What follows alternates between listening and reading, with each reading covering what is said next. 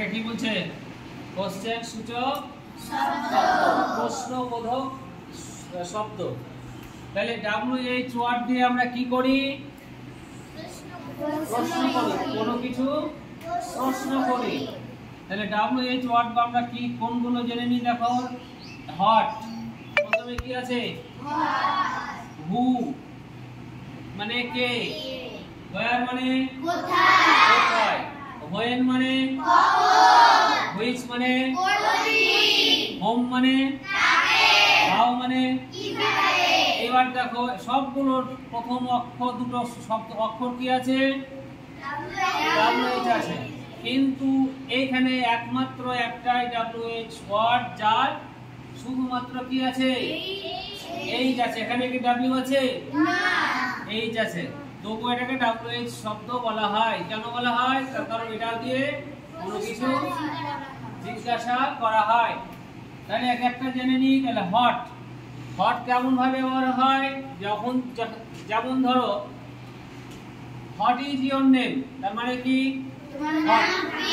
Hot দিয়ে দেখো, hot দিয়ে প্রশ্ন করো, হট দিয়ে প্রশ্ন, হট ইজ ইওর নেম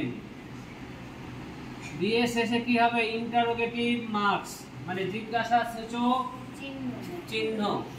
তাহলে এটার মানে কি হলো? হট ইজ ইওর নেম, তোমার নাম কি, তোমার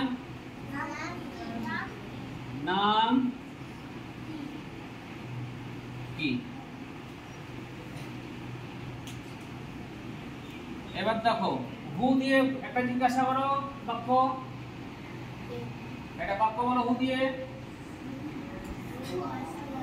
Who was the last prophet in Islam? কি বলো? Who was the last prophet in Islam? Who Was the last prophet in Islam?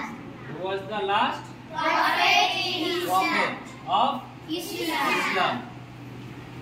তাহলে who was the last prophet বানান বলো।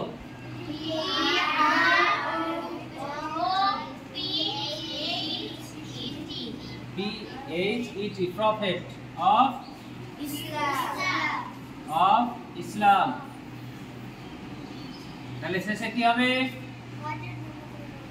তাই তো, ইন্টারোগেটিভ মার্ক। যদি দেখো যে WH ওয়ার্ড দিয়ে বাক্য শুরু হচ্ছে তাহলে শেষে কি থাকবে? বাক্যের শেষে এই ইন্টারোগেটিভ মার্কস থাকবে, তাই তো।